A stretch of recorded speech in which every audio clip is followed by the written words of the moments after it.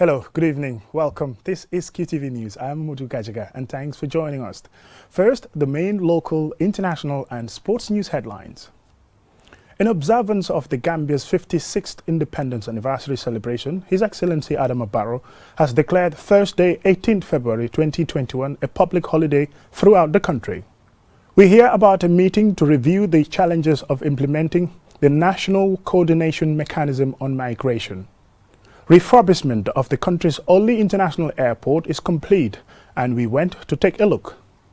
As a second wave of the coronavirus appears to have hit the country, we ask whether there is a need for another nationwide lockdown. Gambia apparently exhausted its stock of rosewood a decade ago. However, the country allegedly continues to be a major exporter. A forum brought various actors to find ways to halt this illegal trade. In international news, Jacob Zuma, the former president of South Africa, faces a possible jail sentence after failing to show up before an anti-corruption inquiry on Monday. In sports news, Gambia's young Scorpions had a poor start to the Under-20 football tournament in Mauritania, losing to Morocco in a controversial fashion. Those were the main news headlines, and now the news in detail.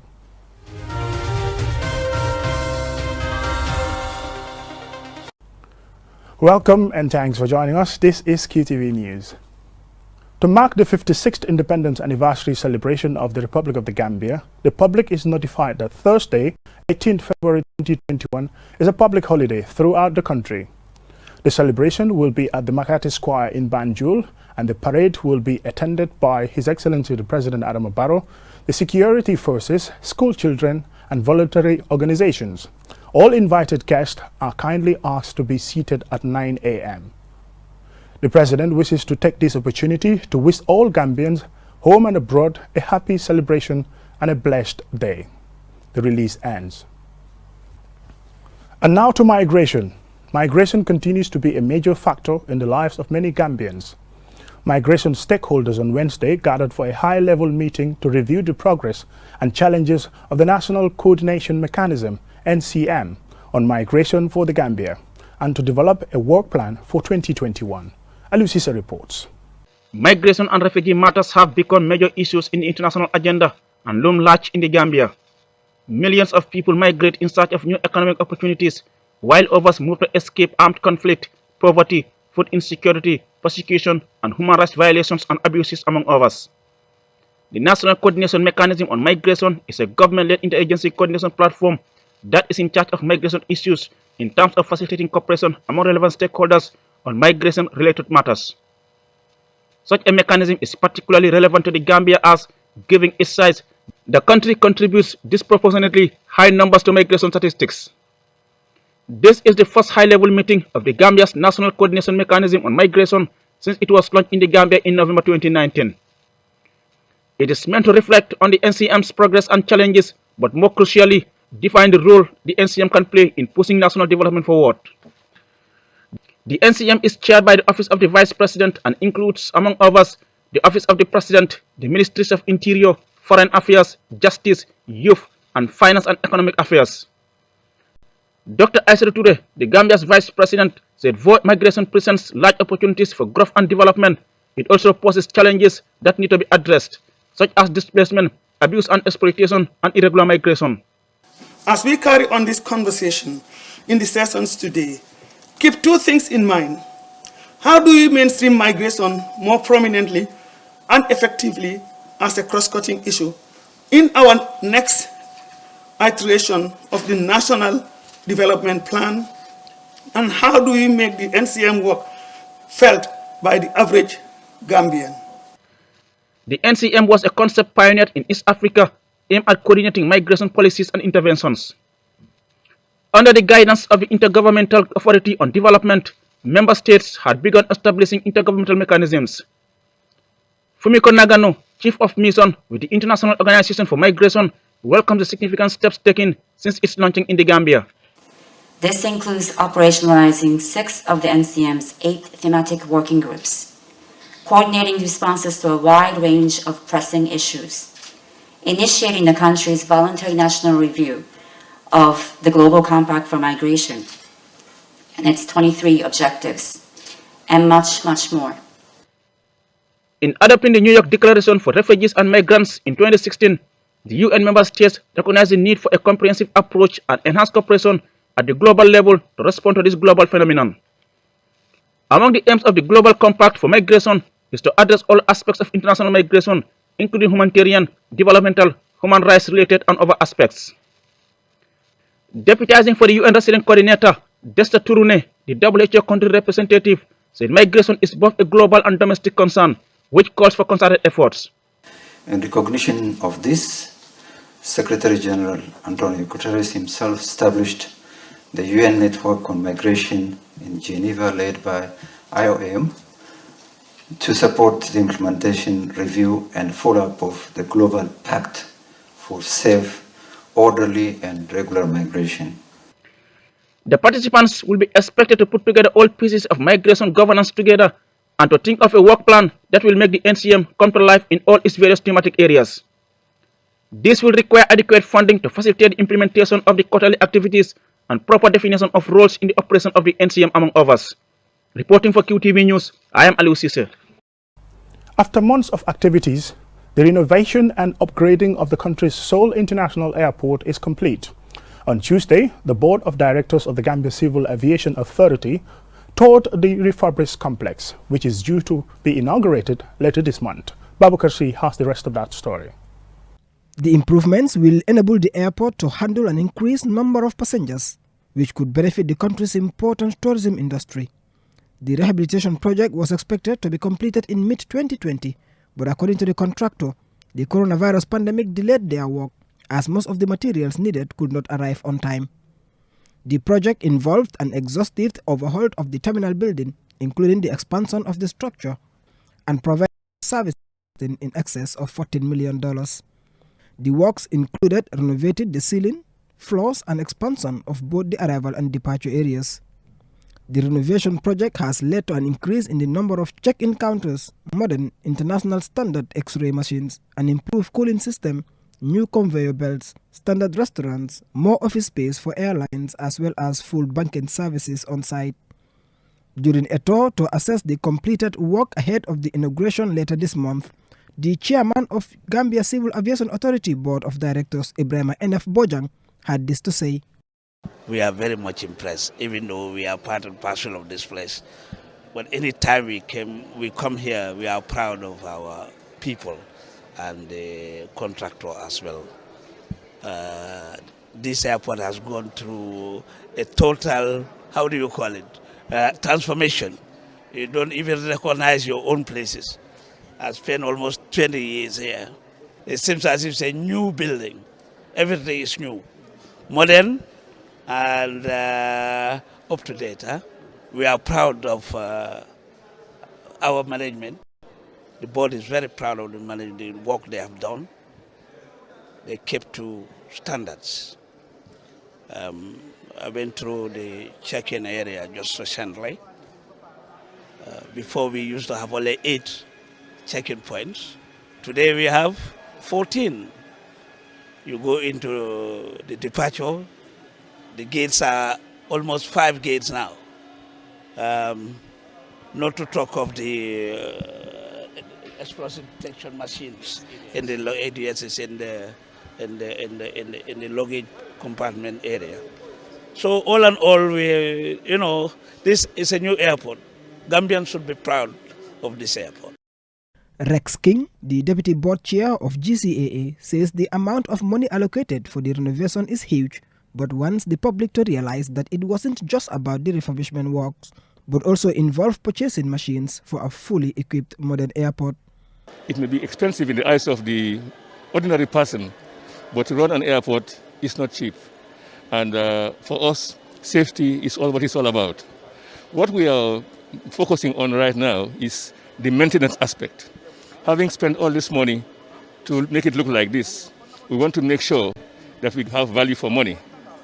We are hoping and praying, of course, that the maintenance team will put their house in order and make sure that we have what we deserve. Although no official date has been given for the opening of the new terminal, it is expected that the inauguration will be done this month as part of events marking the Gambia's 56th independent anniversary celebrations. Babukar C, QTV News. We will take our first commercial break, and still to come, local, international and sports news.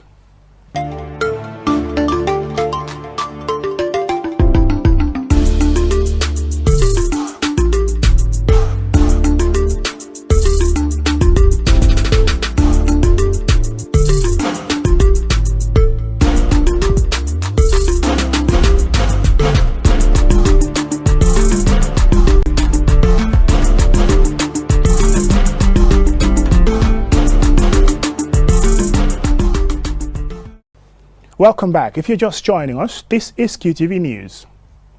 The second wave of the COVID-19 pandemic has seen a rise in the COVID-19 cases in the country, which has sparked a public debate over whether there should be another lockdown or partial restrictions.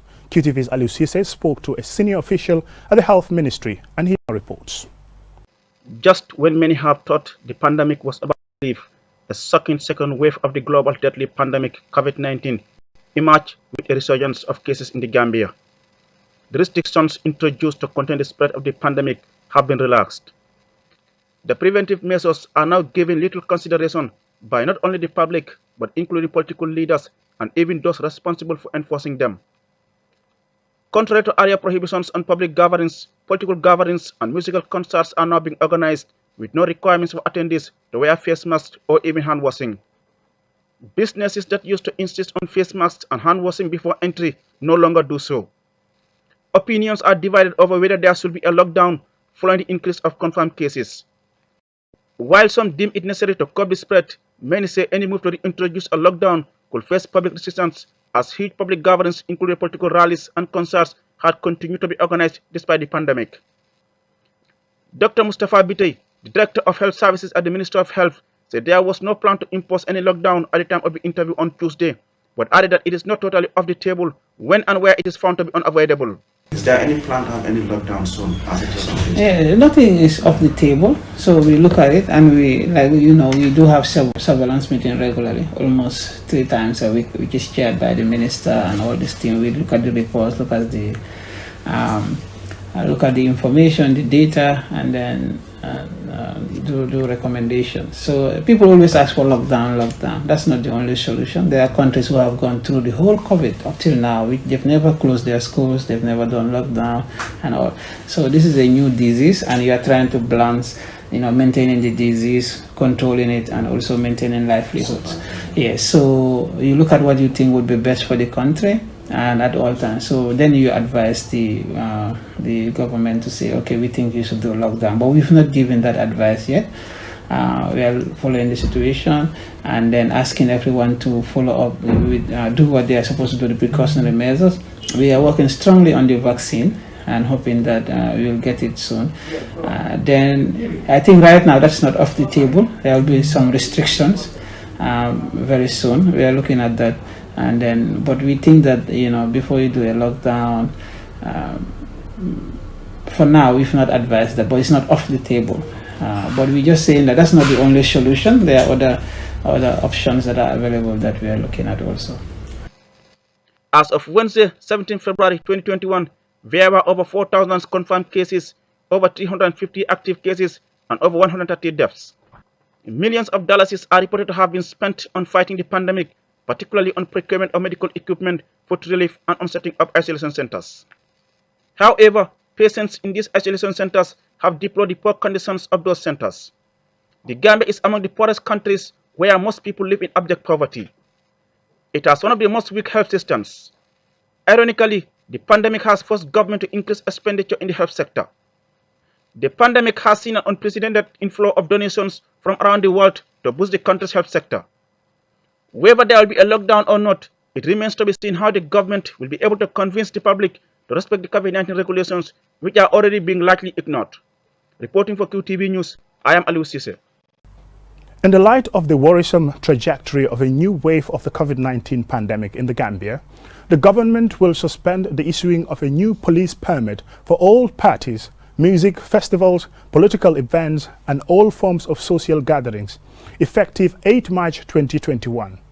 The government will also in due course outline a more detailed statement governing the upcoming restrictions and their regulations.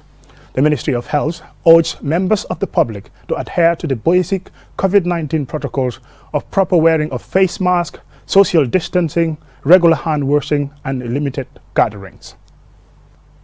The Gambia, allegedly among the 5 largest global exporters of rosewood, illegally, despite the country having declared its own stock almost extinct 10 years ago. This according to a damning report by the highly respected environmental investigation agency EIA. A stakeholders consultation organized by the Gambia Participates was held today to brainstorm on ways to stop the illegal trade in the Gambia. Jennifer Sonko reports. Rosewood is a family of tropical tree species commonly used for furniture in Asia, particularly China. After a strong demand for rosewood furniture in China, which led to conservation worries and violence in areas that produce the wood, restrictions were imposed. Restrictions under the Convention on International Trade in Endangered Species of Wild Fauna and Flora came into effect in 2017. Despite this, the trade has continued and has pushed the species close to extinction. The impact is already highly visible and widespread, especially considering the fact that these are considered endangered species of woods. So if they are coming from Senegal, I wouldn't agree that 100% of all the rosewoods that have been exported from the Gambia or on transit to the Gambia all come from Senegal. I will also say that some of them comes from the Gambia because of lax maritime and environmental laws that we have in this country. The Environmental Investigation Agency conducted a 3-year investigation into the Senegal-Gambia-China rosewood traffic and came up with findings that made uncomfortable reading for Gambians. EIA's findings indicate that an estimated 1.6 million trees have been illegally harvested in Senegal and smuggled into the Gambia between June 2012 and April 2020.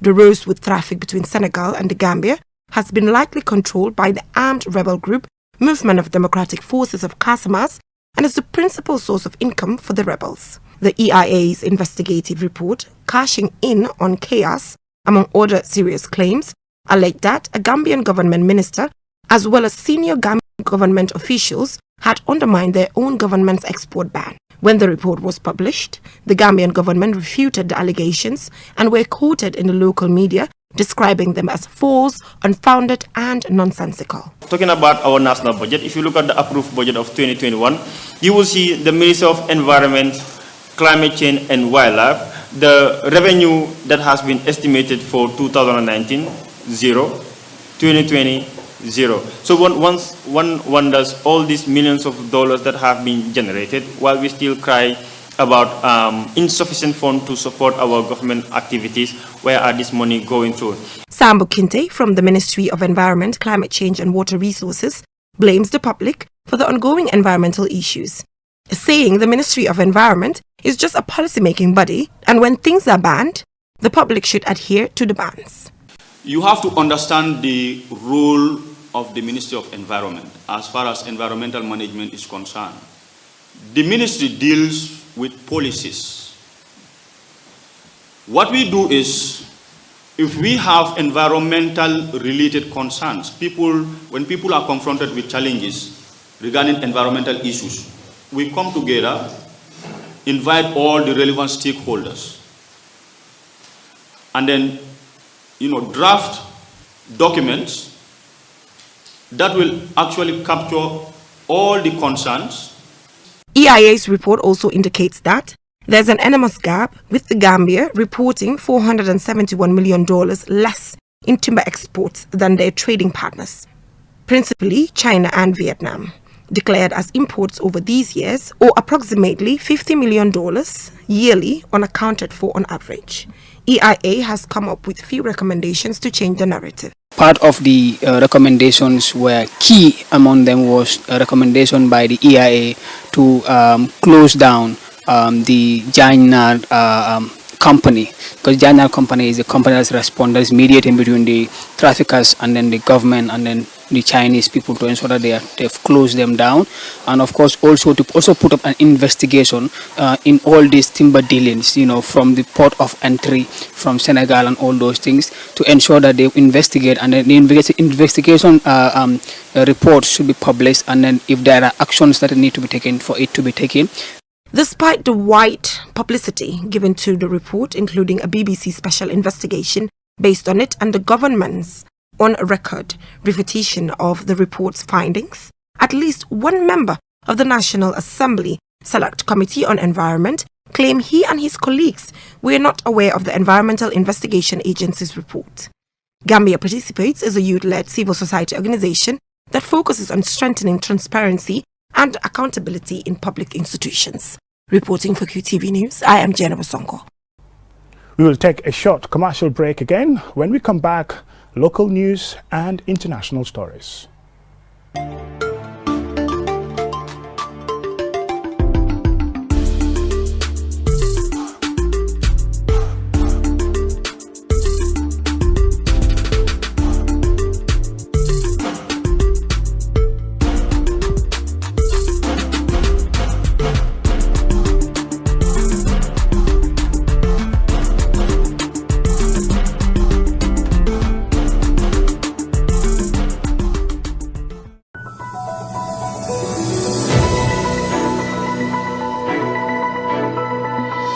Welcome back. In international news, Jacob Zuma, the former president of South Africa, faces a possible jail sentence after failing to show up before an anti-corruption inquiry on Monday.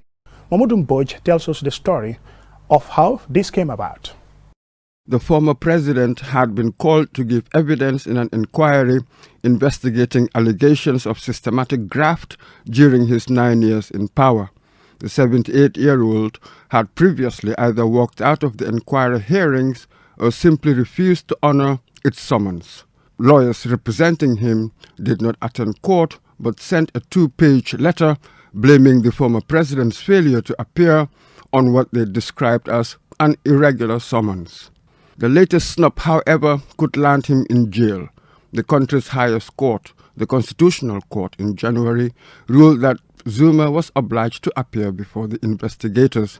For his no-show on Monday, the Deputy Chief Justice and Chairperson of the inquiry, Raymond Zondo, said he would seek an order from the Constitutional Court that Zuma was in contempt of court and would press for a jail sentence. According to Zondo, this is very serious because if it is allowed to prevail, there will be lawlessness and chaos in the courts. There may be other people who will decide to follow his example when they are served with summons in other court processes. Responding to Zondo's actions, Zuma accused him of biased behavior and using political propaganda against him. His conduct today fortifies my resolve and belief that he has always sought to prejudice me, Zuma said in a statement. In his brief appearance before the inquiry last year, Zuma said he was the victim of a plot by foreign intelligence agencies seeking his downfall. The inquiry was established, ironically, by Zuma before he was ousted in 2018. An ombudsman's report uncovered apparent evidence of improper contact between 3 wealthy businessmen brothers, the Guptas, and senior officials in Zuma's administration. It is alleged that Zuma allowed the Guptas to plunder state resources and influence policy. The report called for an investigation into whether Zuma, some of his cabinet members, and some state companies had acted improperly. Zuma was forced out of office after a bitter internal battle within the ruling ANC and amid public outrage over allegations of mismanagement and systematic corruption. The inquiry has heard a series of serious allegations from witnesses, describing massive bribes paid to officials by businesses seeking favors, and Zuma has been implicated in evidence from about 40 witnesses. In June, Cyril Ramaphosa, Zuma's successor, ordered that evidence presented at the inquiry could be used by prosecutors, potentially opening up hundreds of cases for further action. Zuma has denied any wrongdoing, but the scandals badly hurt the reputation of the ANC, which has ruled South Africa since the end of apartheid in 1994.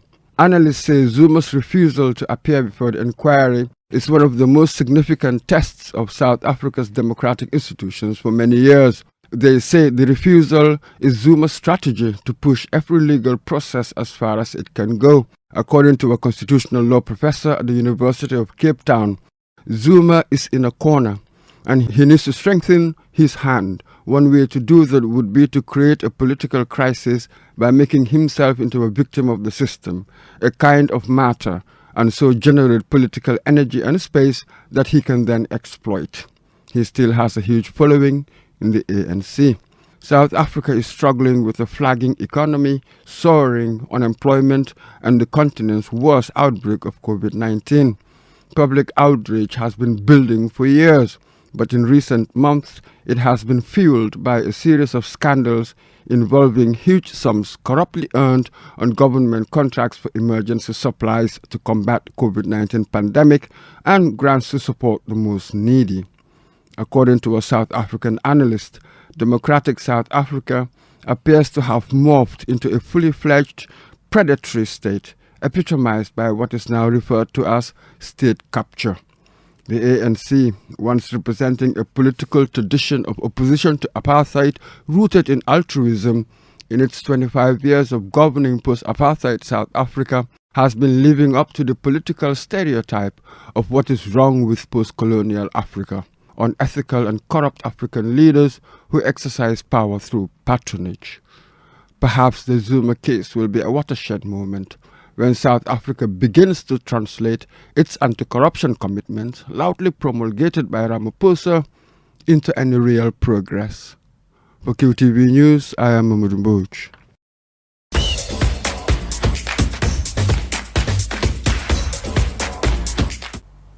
And now to sports news. The Gambia under-20 team lost their Group C opener by 1-0 to Morocco in Tuesday's later kickoff of the under-20 tournament in Mauritania.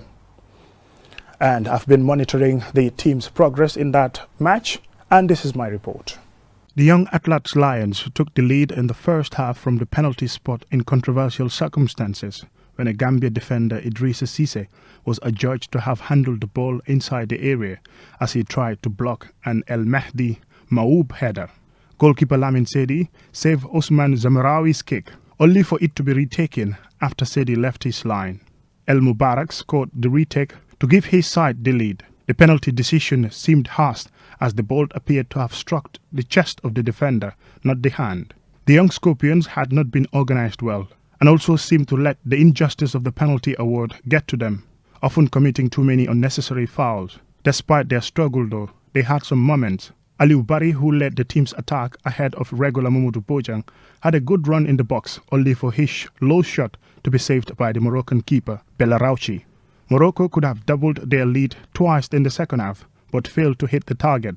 Mohamed Amin had a flashing shot just go inches wide. Gambia had a last-minute opportunity to rescue a point when second-half substitute Mamadou Bojang was through in the box before blasting his shot wide from the inside of the box. 2 minutes from time. Earlier on Tuesday, Ghana took control of Group C with an emphatic performance against Tanzania, winning 4-0. Despite his team's loss, Coach Matar Mboj was quite positive in his post-match press conference, but had a word about the refereeing. I think it's a difficult match because we know Morocco. We have spent 10 days there, so we know the quality of the facilities and the football infrastructure is far ahead of the Gambia. But nonetheless, when you come and play on this pitch, it's 11 versus 11. They picked up their goal from 2 penalties. It was the second one. They were given one, and our goalkeeper saved it, and they were given another one, and they went to defend that goal. I was a bit worried when I saw the referee because there was actually a game once when I was an assistant coach, and he actually gave me a card because I was protesting a penalty, and the guy's arm was out, and he gave me a yellow card for arguing there. So it's just unbelievable for me to see what happened today.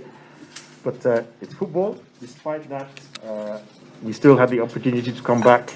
I even felt that maybe the last one, if it's not a penalty for us, then maybe it should be a yellow card for simulation, but they didn't give either of them. But no, congratulations to my counterpart. They came with a game plan. It's obvious that they've seen us play because they limited our strengths, and we explained that to the players that they have changed their game plan, the system that they usually play. Zakaria Aoub was gracious in victory and said at his press conference, "It was important to win today against a very strong Gambian team. I want to congratulate my counterpart and his team because they are a very organized team. My players did well to overcome the challenges posed by Gambia today. I am so proud of my players. Morocco's Mohamed Echal was voted man of the match. Actions continues as host Mauritania faced Mozambique on Wednesday, while Gambia returned to action on Friday against group leaders Ghana. Before we end this bulletin of the news, let's have a quick look at our main news stories. In observance of the 56th Independence Anniversary celebration, His Excellency President Adama Barrow has declared Thursday, 18th February 2021, a public holiday throughout the country. We heard about a meeting to review the challenges of implementing a national coordination mechanism on migration. Refurbishment of the country's only international airport is complete, and we went there to look at how work has been progressing. As a second wave of the coronavirus appears to have hit the country, we ask whether there is a need for another nationwide lockdown. Gambia apparently exhausted its stock of rosewood a decade ago. However, the country allegedly continues to be a major exporter. A forum brought various actors to find ways to halt this illegal trade. In international news, Jacob Zuma, the former president of South Africa, faces a possible jail sentence after failing to show up before an anti-corruption inquiry on Monday. In sports news, Gambia's young Scorpions had a poor start to the Under-20 football tournament in Mauritania, losing to Morocco by 1-0, but in controversial circumstances. That's all we have for you in this bulletin of the news, but don't forget to join us at 10. We wish you a happy Independence Anniversary in advance, and thank you very much.